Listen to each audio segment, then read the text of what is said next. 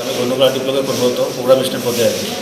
আজকে ঠিক 2টার দিকে হঠাৎ করে 2-3 জন লোক, একজনের নাম জুয়েল আহমেদ, ওর বাড়ি নূরপুর, যতটুকু আমি চিনতে পেরেছি। একজনের নাম হচ্ছে কি আব্দুল কাদির, বাড়ি নূরপুর, আর একজনের নাম হচ্ছে রাজীব আলী, বাড়ি ইয়াজেগবে।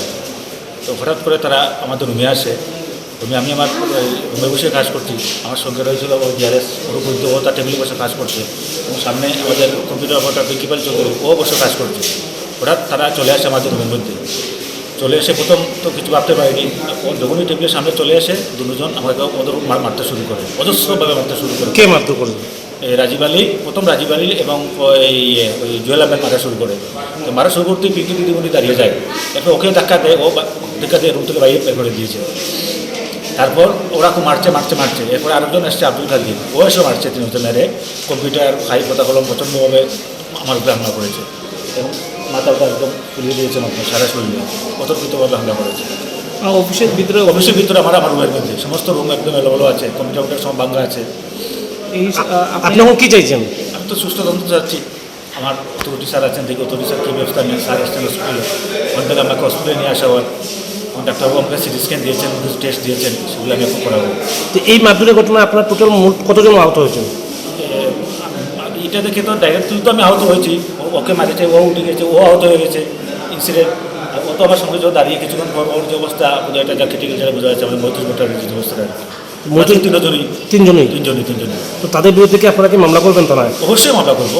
মূলত কী জন্য ওনারা আপনাদের মারধর করবেন তা ঠিক জানা যাবে, অতর্কিতভাবে হামলা করেছে। ওরা কি কোনো দলের সমর্থক? ওরা যাতে জানতে পেরেছে ওরা বিজেপি দলের সমর্থক।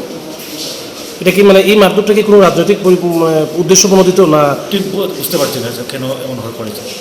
আপনি কি আপনার অথরিটিকে জানিয়েছেন কারা মারধর করেছে? স্যারকে জানানো হয়নি। স্যার কিছুক্ষণ পরে স্যার আমার রুমে এসেছেন, আসলে বাকি স্টাফরা আমাদেরকে নিয়ে ব্লকে এসেছেন।